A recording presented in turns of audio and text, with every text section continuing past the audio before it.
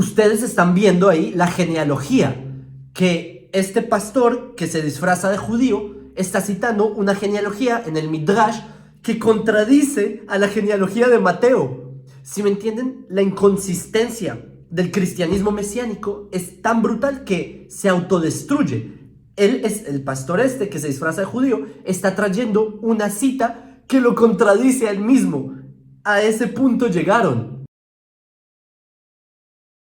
Shalom, esta es la segunda parte de una serie de respuestas que estamos haciendo para el pastor cristiano Avdiel Frías, que se hace llamar Avdiel Ben Oved y se disfraza de judío, pero como dijimos en la primera parte del video, no es judío, mostramos fuentes. De hecho, acá les vamos a mostrar otros datos sobre esta farsa, y lo que les quiero resumir es de la parte 1 lo que hablamos. En un resumen, la historia fue la siguiente. Yo, durante una transmisión en vivo, me preguntaron sobre por qué hay una contradicción entre la genealogía que aparece en Mateo versus la genealogía que aparece en Lucas. Yo expliqué por qué hay una contradicción sobre el tema de Jeconías, etc. Entonces, este pastor cristiano, él sacó un video refutándome. Entonces, yo demostré en la primera parte cómo su punto de partida es una mentira, porque él asume que la genealogía es de Jesús y no es de Jesús, como yo les mostré en la parte 1. En resumen, yo les mostré en 5 idiomas, en español, en hebreo, en griego, en latín y en arameo, mostrando que simplemente es producto de su imaginación.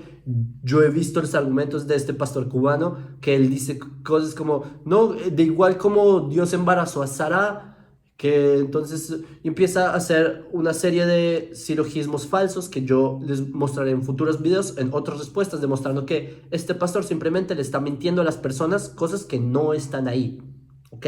Hasta acá. Y hay otro punto que se discutió en la primera parte, y es que este mismo pastor admitió que el Evangelio de Mateo posiblemente tiene errores. Entonces ahí ya pueden cerrar todo, porque ahí él mismo está admitiendo que su texto bíblico tiene errores. Y el tercer punto, que este es el que quiero ver a continuación, es sobre el Mateo hebreo. El Mateo hebreo, que muchos me lo preguntaron, pero el Mateo hebreo, ¿qué es esto? Hay un texto que se conoce como el Mateo hebreo, que los mesiánicos se la pasan citándolo. Pero, ¿qué es lo que dicen los mesiánicos? Los netzaritas, raíces hebreas, como tipos como el de un rudo despertar y todos estos. ¿Qué dicen ellos? Que hay un texto de Mateo que es un texto milenario, que incluso hay videos que dicen que el Vaticano tenía escondido y se reveló, etc. Y que supuestamente es un evangelio que se transmitió durante 2000 años hasta el día de hoy. Esa es la farsa que se están inventando. Yo a continuación les voy a mostrar qué es este evangelio hebreo, que se conoce también como el Mateo Shem Tov, que ya les voy a dar detalles de qué es históricamente. Les voy a mostrar fragmentos antiguos para que vean que lo que cuenta estas corrientes mesiánicas simplemente es pura mentira. Que a propósito, este pastor cubano, Avdiel Frías, lo que él dice es que es un texto que vino de la tradición judía de forma milenaria y así llegó hasta nuestros días, lo cual es mentira, y les voy a mostrar por qué. Lo primero, y me hago un lado porque les voy a mostrar los folios, o sea, los pergaminos antiguos, que de hecho en la parte 1 yo les mostré un fragmento del Mateo hebreo, que ese es el que usa Nehemías Gordon, ¿sí? El mesiánico, este caraíta que habla sobre el Mateo hebreo que descubrió en el Vaticano, en catalán, yo qué sé. Es el Mateo hebreo cuando se redactó en el siglo, entre el siglo XIV y el siglo XV. ¿Sí? No es un milenario, sino que se redactó en esa época. No viene de la tradición judía, y ya les voy a mostrar. Es lo que el Mateo Shem Tov es, que fue escrito por Shem Tov Ibn Shafrut. Lo que Shem Tov Ibn Shafrut lo que él hizo es una traducción del evangelio en griego. Los evangelios originalmente, y los textos del Nuevo Testamento originalmente se escribieron en griego, y lo que hizo Ibn Shafrut es tomar el evangelio de Mateo en griego y lo tradujo al hebreo. Les voy a mostrar porque hay un estudio extenso de este tema a nivel académico, a nivel filológico. Demuestran cómo lingüísticamente es una traducción del griego y no viene de la tradición judía, y yo les voy a mostrar también un poco de esto. Y por eso, señores, les digo, porque muchas veces los cristianos mesiánicos les van a decir que no, el antiguo Mateo hebreo es una farsa, señores. Es un texto de la Edad Media, del siglo XIV-XV, que simplemente, ¿por qué se hizo? Lo que hizo Shem Tov Ibn Shafrut es que él tiene un tomo llamado el Eben Bohan. Eben Bohan es una serie de libros, una serie de libros que son respuestas al cristianismo, porque recordemos que durante la Edad Media el cristianismo era muy hostil contra los judíos, y por eso Shem Tov Ibn Shafrut lo que él toma son respuestas antimisioneras. Y él, por ejemplo, cuando los cristianos tomaban midrashim judíos o tomaban citas del Talmud y las sacaban de contexto para explicar tergiversaciones, que eso es lo que hacen los mesiánicos hoy en día, que toman un midrash, lo sacan de contexto y explican algo que no dice ahí. Entonces lo que hizo Shem Tov Ibn Shafrut es traer estas fuentes y explicarlas en su contexto y demostrar que los cristianos que usan estas citas simplemente las sacan de contexto. Y el Eben Bohan, que es este libro de Shem Tov Ibn Shafrut, que es un libro bien pesado, la última sección, la sección 12, es una traducción al Evangelio de Mateo. ¿Por qué lo hizo Shem Tov Ibn Shafrut? Porque en ese entonces no todos los judíos sabían leer griego, no sabían estos tipos de textos. Entonces lo que hizo Shem Tov Ibn Shafrut, como modo de defensa, le permitió a los judíos que pudieran tener los argumentos a través de que tengan una traducción en hebreo de los evangelios, porque los judíos siempre han leído hebreo, ¿sí? Porque, o sea, en ese argumento que el hebreo murió, etc., los judíos siempre supieron hebreo, y por eso Shem Tov, él traduce el evangelio de Mateo de griego a hebreo. Eso es lo que ocurre, y de hecho así es como abre la introducción de Shem Tov ahí, pero en fin. Ahora, lo que yo les quiero mostrar a continuación, para que vean que es el Mateo hebreo no es de la tradición judía, sino que es una traducción griega. Les voy a mostrar, este es un folio es una página, como un escaneo de una fuente muy antigua de la Biblioteca Medicea Laurenciana. En el video anterior yo les mostré una página del British Museum, del Mateo hebreo que está en el British Museum, que ese es el que usa Nehemías Gordon. Y lo que yo les voy a mostrar a continuación es el Mateo hebreo que está en Italia, ¿sí? Porque hay copias en varios lugares, en Oxford hay uno, etc. De hecho creo que ya hay dos. Ahora, antes de mostrarles el Mateo hebreo, yo les quiero mostrar una cita del Talmud, una cita muy antigua que incluso historiadores como Joseph Klausner estiman que son citas originales del siglo II. Y, o sea, son citas muy, muy antiguas, que esta cita que dice el Talmud es del Evangelio de Mateo, capítulo 5, versículo 17. El Talmud cita el Evangelio de Mateo, les voy a decir el contexto. Ahí en esa página del Talmud está discutiendo, no discutiendo, pero hay un diálogo entre uno de los sabios de Israel, me parece es Shimon ben Shattach, no recuerdo, pero lo que él está discutiendo, o digamos dialogando, es con un filósofo que no es judío. Y ese filósofo cita al Evangelio.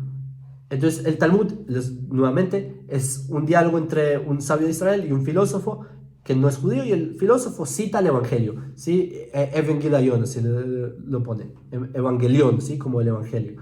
Y la cita del Talmud es la siguiente. Les voy a leer tal y como está ahí en el Talmud. Dice: Ana le mifhad min oraita de Moshe atti, velo leosfei al oraita de Moshe atti. Traducción. Dice: yo no vine para quitar de la Torá de Moshe y no vine para agregar sobre la Torá de Moshe.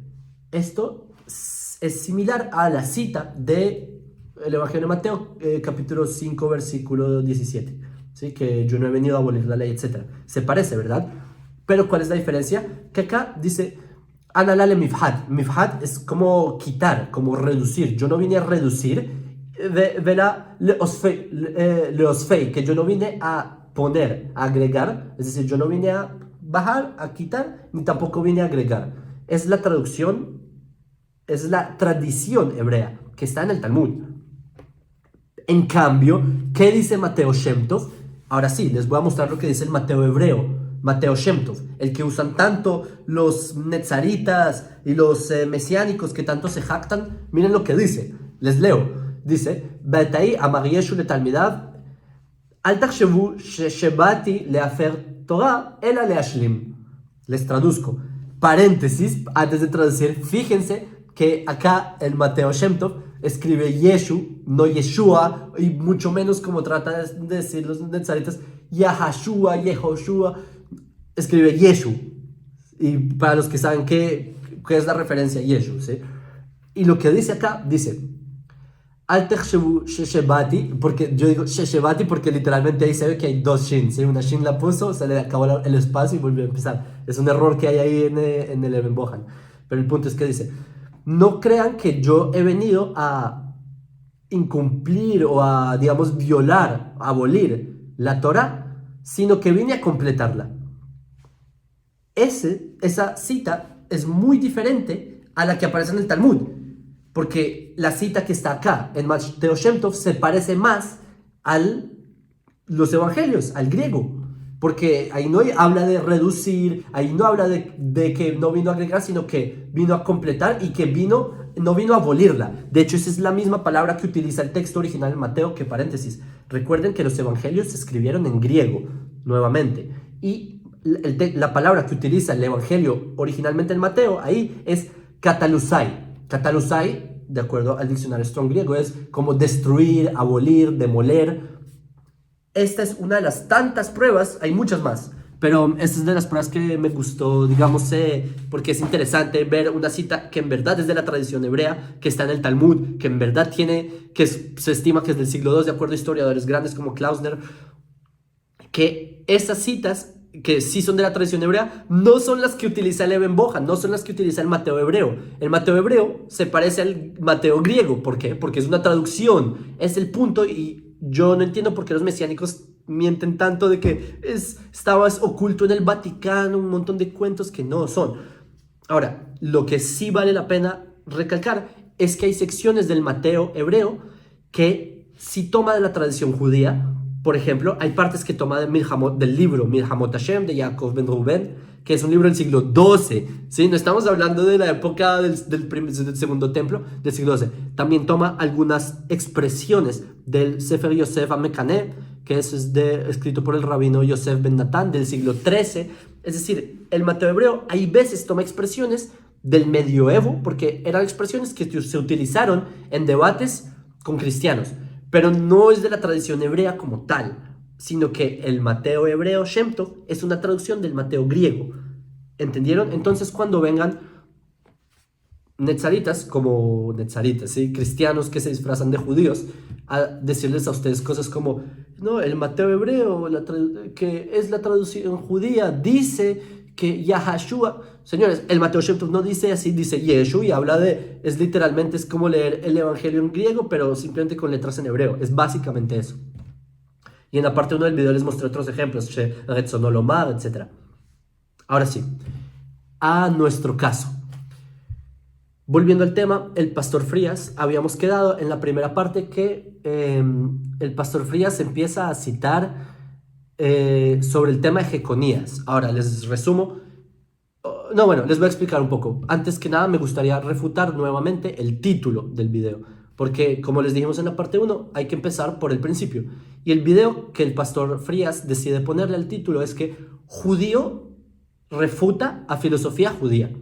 Señores, nuevamente les recuerdo, el pastor Frías no es judío, y hay un estudio, hay documentación extensa de esto, y señores, él mismo lo sabe. Y por favor, si ustedes están en esa secta, yo no sé si ustedes son conscientes o, por favor, es cuestión de no ser ingenuos, es cuestión de mirar a la derecha y a la izquierda y simplemente ser sinceros con ustedes mismos, que los cristianos mesiánicos ahí metidos no son judíos, por favor. Entonces, les voy a leer uno de los textos que el pastor Frías escribió. Es un texto antijudío que básicamente es nivel antisemita, y les voy a leer tal como lo cita él. Dice, en palabras del pastor Frías, dice: si usted lo que quiere es ser judío, no se engañe ni engañe a los demás. Los judíos de la antigüedad ya no existen. Ya no existe Judea, y los descendientes del reino de Judea, al mezclarse durante los milenios de años después del año 135, crearon una religión, y por ello vemos a judíos rubios y de ojos azules. No se sabe quién es descendiente realmente del reino de Judea, etc. Entonces, señores, esas expresiones son literalmente las mismas que hace grupos terroristas como Hamas, como Mahmoud Abbas de la Autoridad Palestina, que niegan el holocausto, que dicen que los judíos ashkenazim son házaros, etcétera, así como si el rey David no se narrara en los midrashim con ojos claros y rubio, literalmente el rey David con pelo rojo, pero en la mentalidad racista, porque eso es lo que acá escribe el pastor Frías, que es donde lo escribe, la Historia de los Netzarim, tercera edición revisada, año 2006, página 110, en sus propios escritos. Es una afirmación racista. ¿Por qué? Porque él se está refiriendo como si fuéramos una raza. Eso es lo que decían los nazis, los alemanes. Que entonces, porque un judío tiene ojos claros, dejó de ser judío. Este mesiánico no tiene ni idea de qué es lo que define a un judío. Y lo más irónico de todo es que él mismo se hace pasar por judío y no es judío. ¿Sí me entienden la ironía? Como hay un dicho en español, los pájaros disparándole a las escopetas, algo así. Señores, un pastor cubano que de la noche a la mañana cree que es judío y se disfraza como judío porque tiene un gorro y se deja la barba, cree que es judío y miente a los demás diciendo que es judío. Y señores, les voy a dejar en la descripción de este video los links mostrando muchos más detalles sobre todo esto para que ustedes vean, porque no son mis datos, yo solamente estoy citando textos o digamos documentación que está ahí y pueden ustedes mismos ir y averiguar a las personas cercanas a él, etc. Pero afirmaciones como esas, eso es racismo, pero así son. Otro detalle también interesante, que el pastor y todo esto tienen esto lo mencioné un poco en la parte 1, pero tienen una red de empresas sobre el tema de los netzaritas, corporaciones. Bene Israel Incorporated, Netzarim Incorporated, son literalmente corporaciones que también nuevamente les voy a dejar el link en la descripción, revisen ustedes mismos, ahí están todos los, ¿cómo se dice? Los los reportes anuales de las cajas de cambio, señores. Entonces a mí me parece bastante, él dice que yo soy deshonesto por esconder citas, etcétera. Señores, es muchísimo más deshonesto jugar con la fe de las personas. Pero ahora sí, vamos al tema en cuestión, y es sobre lo que habíamos hablado en la parte 1. Nos habíamos detenido en Jeconías.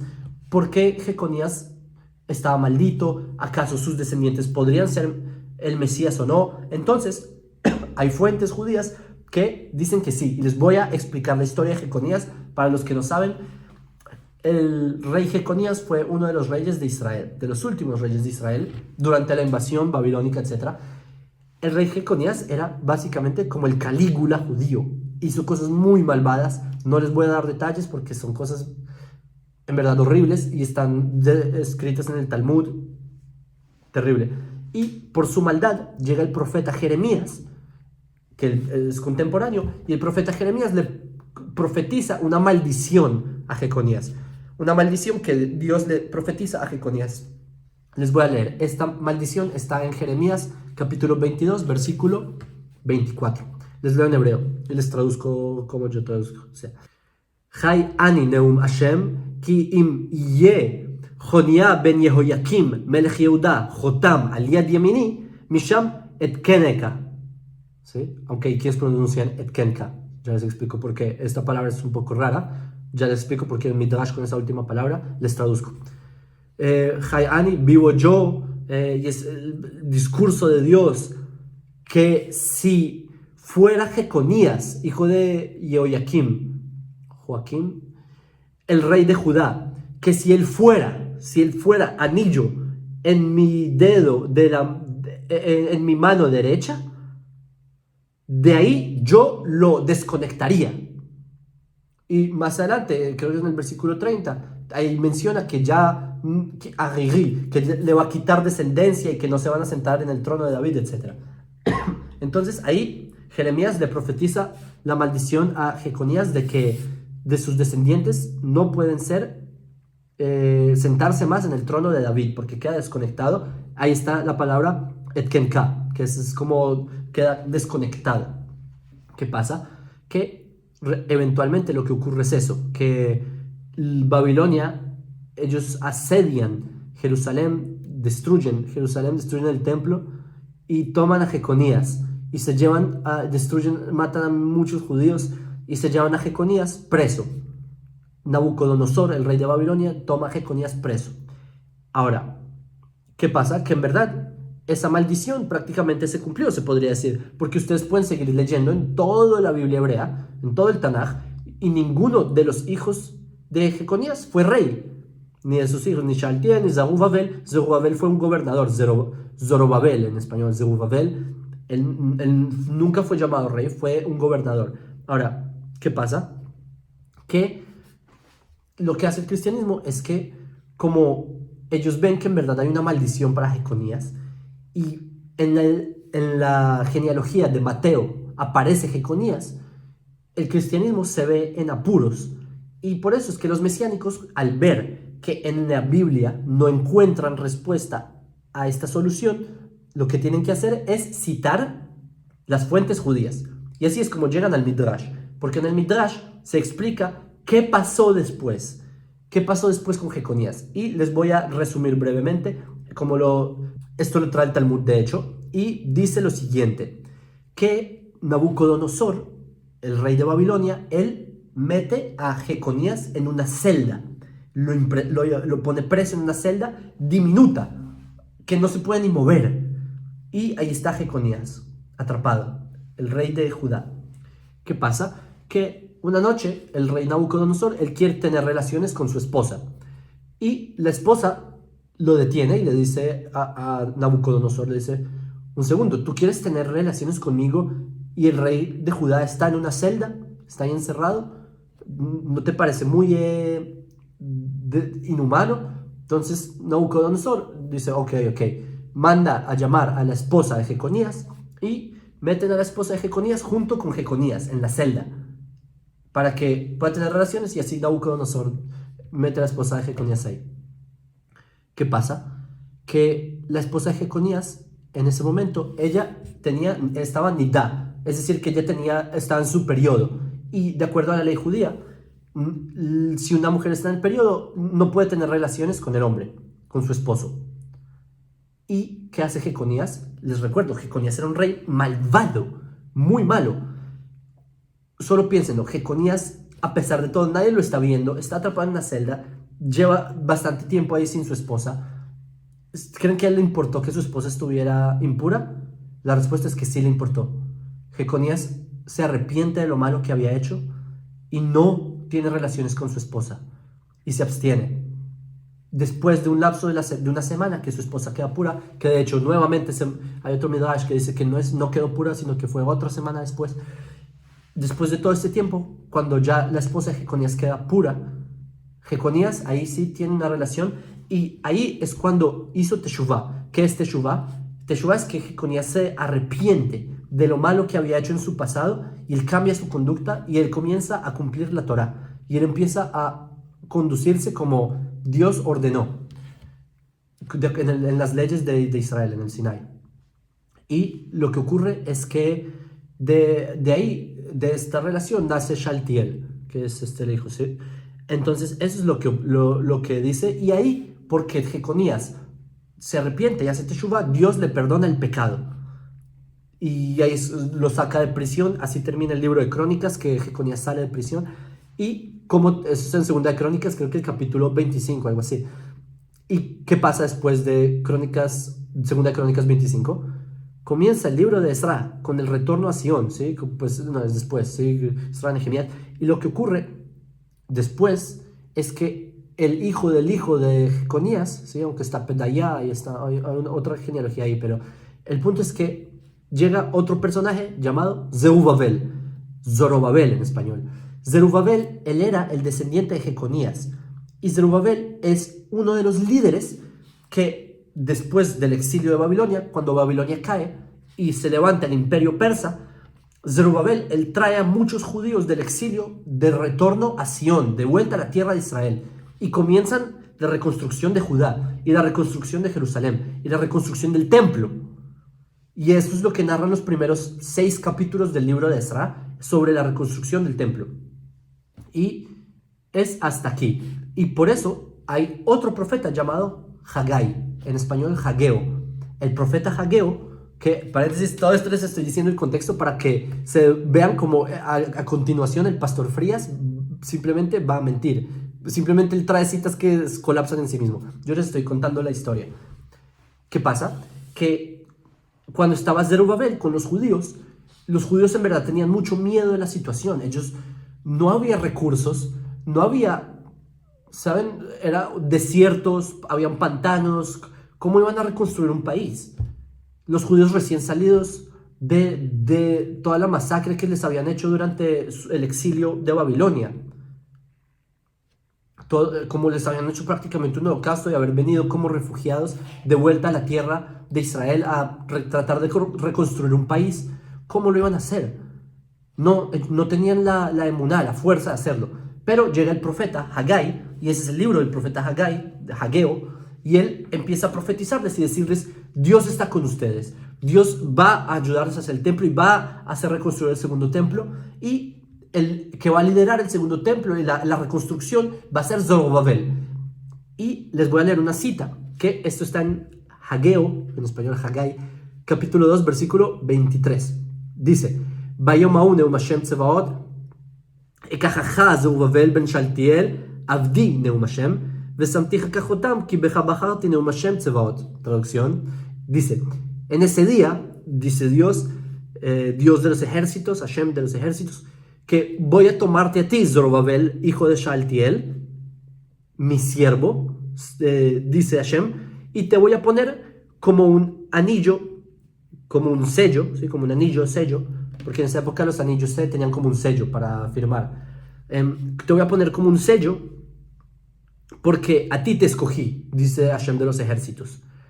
Entonces, ¿qué pasa? Que en verdad, si ustedes se fijan en la terminología, ¿cómo es posible que Dios dice que escoge a Zorobabel si Zorobabel es descendiente de Jeconías? Pero es ahí que como Jeconías hizo teshuvá, se arrepintió, Dios perdonó su pecado y por eso Zorobabel es escogido. Y por eso, si ustedes ven la terminología que usa la maldición de Jeremías, es la misma terminología que usa Hagai, que va, por eso le dice a Jeconías que si tú fueras mi anillo, si fueras el anillo en mi mano derecha, y a Zorobabel le dice: tú eres mi anillo. Esa es como se explica, cómo se cierra, digamos, la saga. ¿Qué pasa? Que acá es donde aparece el pastor Abdiel Frías en la saga.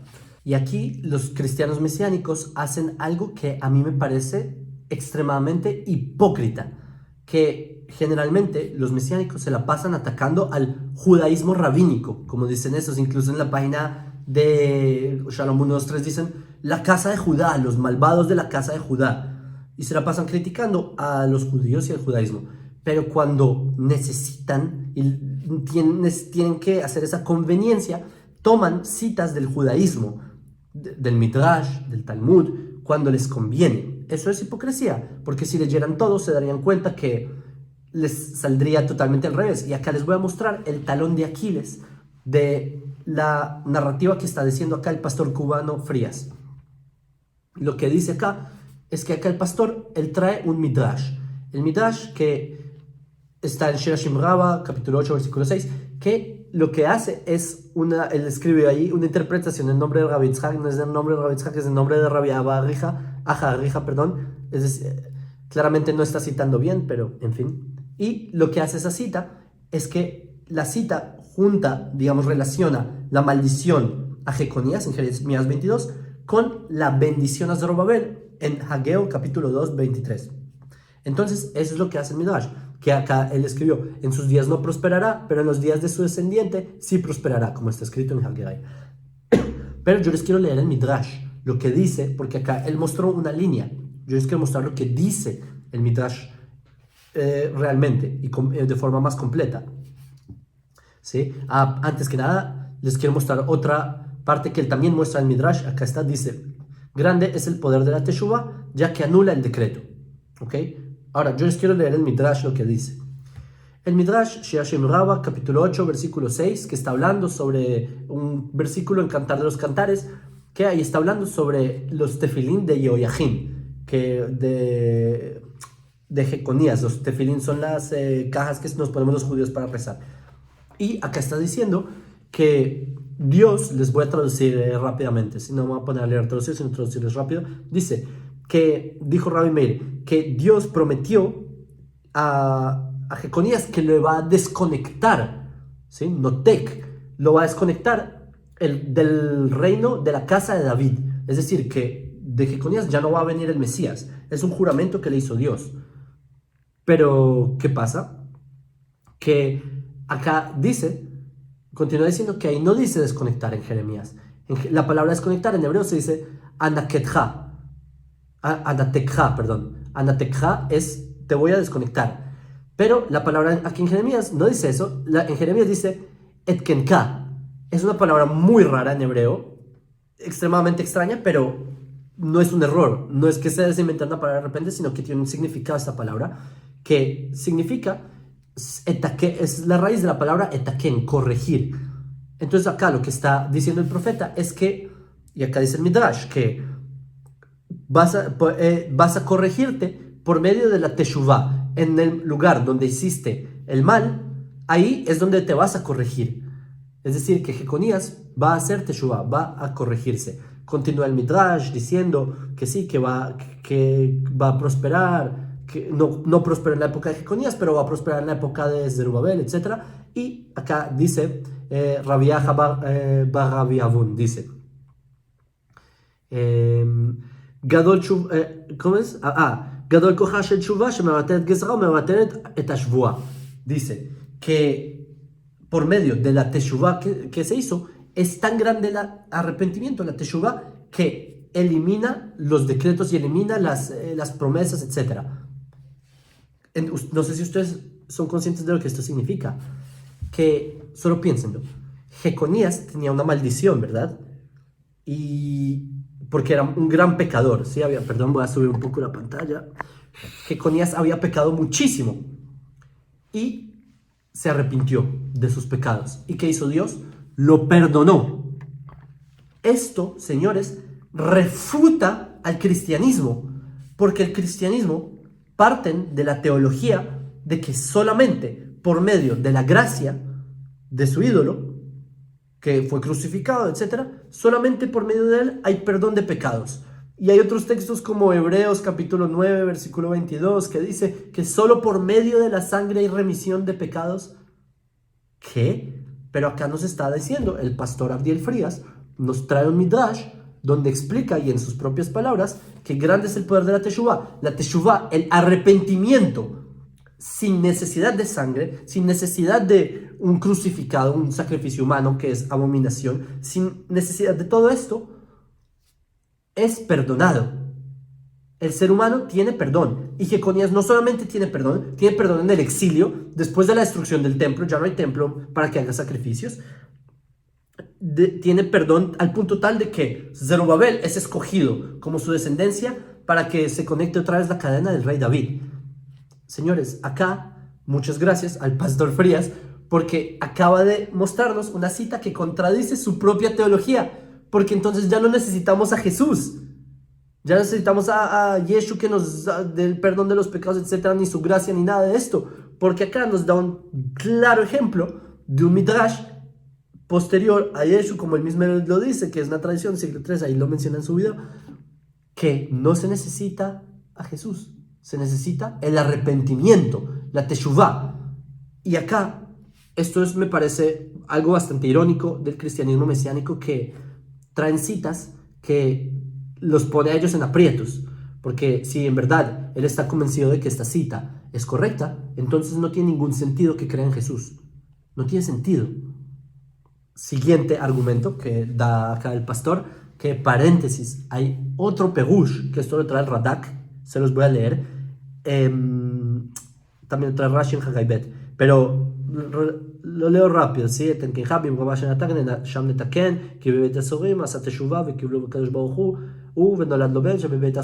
Les voy a traducir rápido, que hay una explicación, un perush, que la maldición de Jeremías al final la terminó pagando Jeconías, en cierto sentido, porque solo piensen que Jeconías, en verdad, ninguno de sus hijos reinó, ninguno de sus hijos se volvió rey, sino que realmente, ¿qué pasa con Zorobabel? Zorobabel, él es el anillo. Es decir, Dios le dice a Jeconías, aunque tú fueras mi anillo, yo te desconectaría. Pero, ¿qué pasa? Zorobabel le dice, tú eres mi anillo. ¿Qué pasa si él es el anillo que de él fue desconectado? Y ustedes fíjense que Zorobabel desaparece del Tanaj. A partir de Esdras, el libro Ezra, los primeros 6 capítulos se menciona a Zorobabel liderando fuerte y de repente desaparece. Ya no lo nombran más, ya no está ahí. ¿Dónde está Zorobabel? Desapareció. Como si lo hubieran realmente desconectado y desaparecido. Entonces, en cierto modo, la, digamos, maldición a Jeconías, en cierto modo, se mantuvo. Pero la Gezerá no, eso es otro tema, el Midrash, etc. Entonces, es algo que hay que tener en cuenta. Ahora, hasta acá vimos como el pastor Frías nos da una cita que contradice toda la teología mesiánica. Muchas gracias. Pero veamos la siguiente cita. Que acá el pastor nos da un texto del Midrash Tanhuma. Que el Midrash Tanhuma dice que el Mesías viene de Zorobabel. ¡Wow! Midrash Tanhuma, Toldot, capítulo 14. ¿Sí? Parte 14. Como el Midrash número 14. Pero es que acá el pastor no nos está mostrando todo el Midrash, nos mostró solo una frase. Leamos la frase completa para ver lo que dice realmente el Midrash, porque eso es clásico del cristianismo, sacar una cita de contexto. Siempre lo hacen. Si, digamos, Oseas, el profeta en el capítulo 11, diga que cuando Israel era muchacho de Egipto llamé a mi hijo, lo que va a hacer el cristianismo es tergiversar la cita, cortarla y decir que eso se cumplió, la media cita se cumplió en el Mesías cristiano. Tergiversar, que paréntesis, el pastor Frías se convidó de eso y va a tener respuesta, y vamos a mostrar también cosas sobre cómo le mienten a las personas en la cara, pero eso es para los siguientes videos de acá. Esto es toda una serie de respuestas, porque si él tanto quiere que mostremos las mentiras que dice el cristianismo mesiánico, con mucho gusto. Entonces, les voy a leer lo que dice ese Midrash, el Midrash Tanhuma Toldot, que él tanto está citando sobre Zorobabel, ¿sí? Dice así: Umimir Yotze, mi Zorobabel. ¿De dónde viene? Se refiere al Mesías. ¿De dónde vendrá el Mesías? De Zorobabel. De Zorobabel en español. Vela manikra shemo Zorobabel. ¿Y por qué se llama Zorobabel? Mipnei shenolad bebabel. Porque nació en Babilonia. ¿Por qué se llama? No, repito, ¿por qué Zorobabel se llama Zorobabel? Porque nació en Babel. Babel es Babilonia. Umi David. ¿Y de quién es de David el Mesías? ¿De qué línea de David? Porque David tiene varias líneas, ¿correcto? Umi David. Sheneemar. Y acá nos va el Midrash a decir la genealogía de dónde es este mismo Midrash, así continúa, diciendo: ¿de dónde? ¿De qué línea de David? Sheneemar. Ben Shlomo, Rehavam, Avia, Bejule, Avia Beno, etc. Ad Delaya Ve'anani Shiva. Les traduzco. Acá el Midrash trae la cita, esto está en Primera de Crónicas, capítulo 3 al final, ¿sí? En versículos 19 en adelante creo, y dice que ¿de dónde vendrá el Mesías? De los hijos de Salomón, Rehavam, Abia, etcétera, etcétera, hasta Delaya, ¿sí? Delaya, Dalaías en español. Entonces, ¿qué pasa? Que este Midrash nos dice una genealogía distinta a la de Mateo, porque ¿cómo es la genealogía de Mateo? A propósito, el Midrash continúa, etc. Pero en fin, ¿qué pasa? Que acá el pastor cristiano nos está diciendo un Midrash que afirma que de Zorobabel vendrá el Mesías. Pero si ustedes continúan leyendo el Midrash nos da una genealogía de cuál es esa genealogía por la cual vendrá el Mesías. Y esta genealogía es la genealogía que aparece al final de Primera de Crónicas, capítulo 3, los últimos versículos ahí. Y esa genealogía es distintísima a la de Mateo, porque en Mateo, a partir de Zorobabel, empieza, les leo, son otras personas, son Abiud, Eliaquín, Azor, Sadoc, Ajín, Eliud, Eleazar, Matán, Jacob, José. No son la genealogía que se menciona en Crónicas. En Crónicas están, perdón, voy a buscarlo acá, busquemos, como dije, Primera de Crónicas, capítulo 23, dice, de Zorobabel, y de Zorobabel viene Hananía, ¿sí? De Hananías, como dicen en español, viene Secanías, y de Secanías viene Nearías, y de Nearías viene, etcétera, etcétera, Dalaías. No es la genealogía de Mateo. ¿Entienden la? Y definitivamente no es la de Lucas, porque la de Lucas ni siquiera viene por Salomón. Es otra genealogía. ¿Entienden lo gracioso? El pastor cristiano nos está dando un midrash para demostrar su punto, como el judío se equivoca y Mateo está en lo correcto. Mateo no se equivocó, pero nos trae un midrash para justificarse, un midrash que contradice a Mateo, porque la genealogía del midrash es distinta a la de Mateo.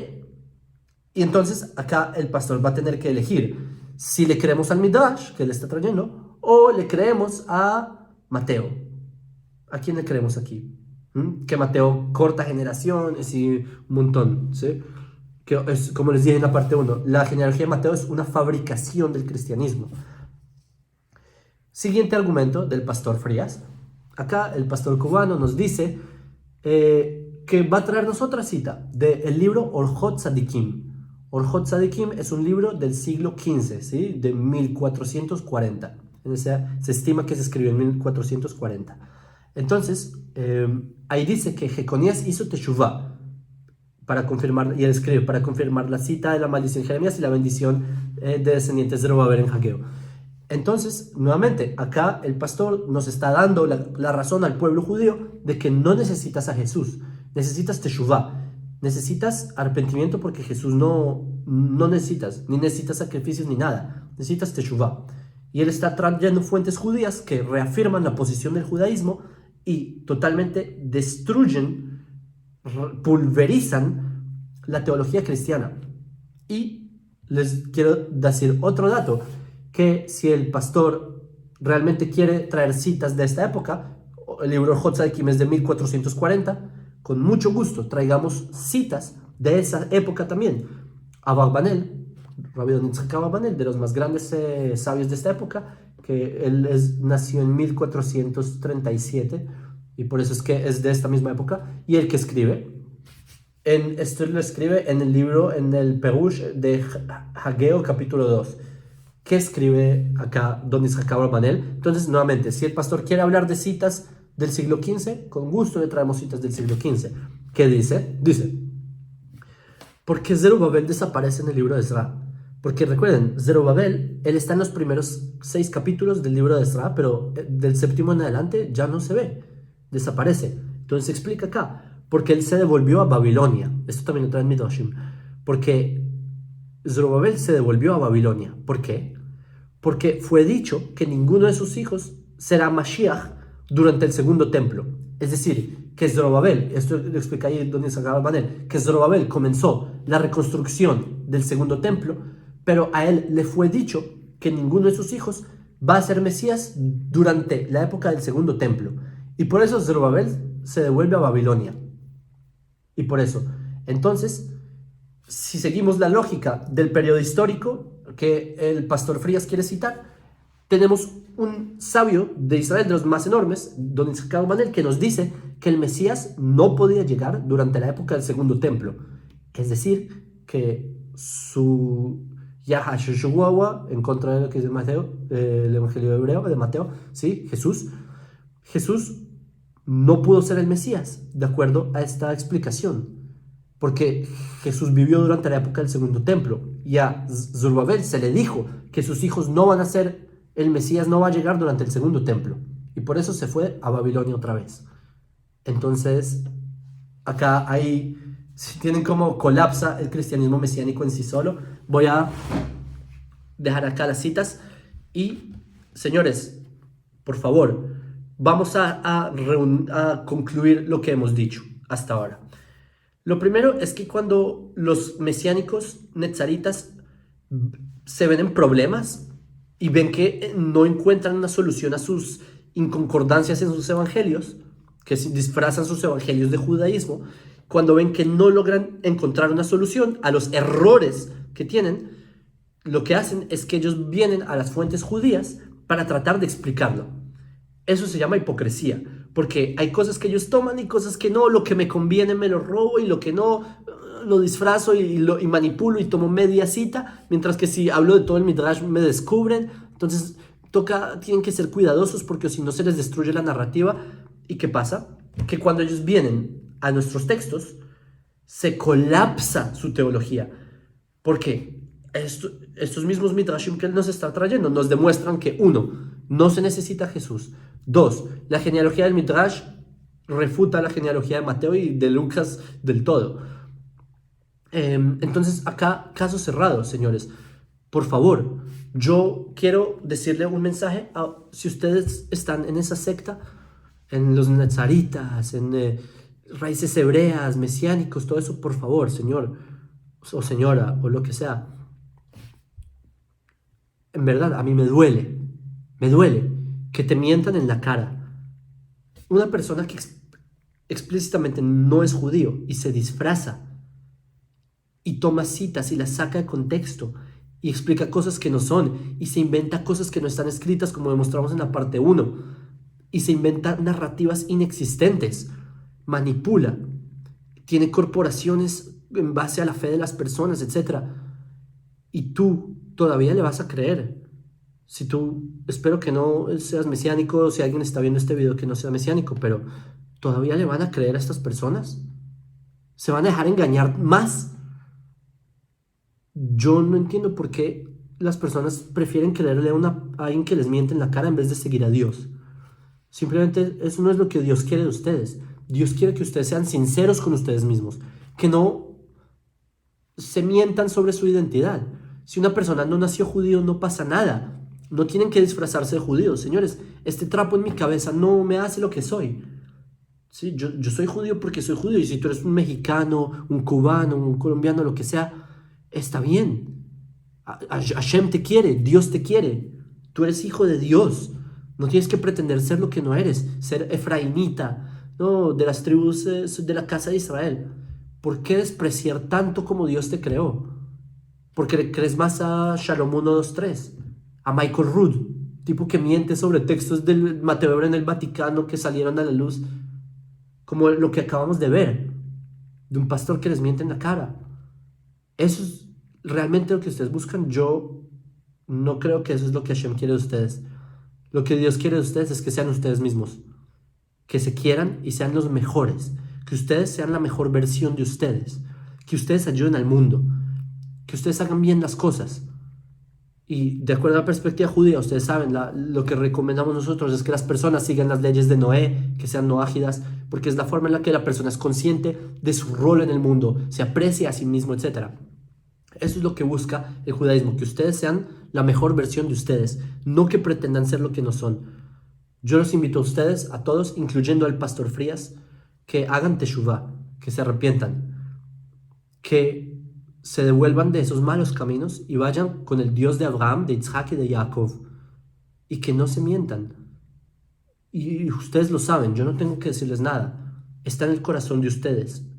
Y no tengo mucho que agregar, pero pido a Hashem que les dé fuerzas, porque yo sé que no es fácil salir de mentiras y todo esto, salir de sectas. Debe ser de las cosas más difíciles, me imagino, porque hay personas que siguen mi página que han salido de estas sectas. Es difícil, lo entiendo, pero Hashem les va a dar fuerzas a ustedes para que se logren liberar de esa mentira. Les envío un saludo desde Israel y muchísimas fuerzas, y nos vemos en próximos videos refutando las mentiras que sigan lanzando sobre este tipo de cosas.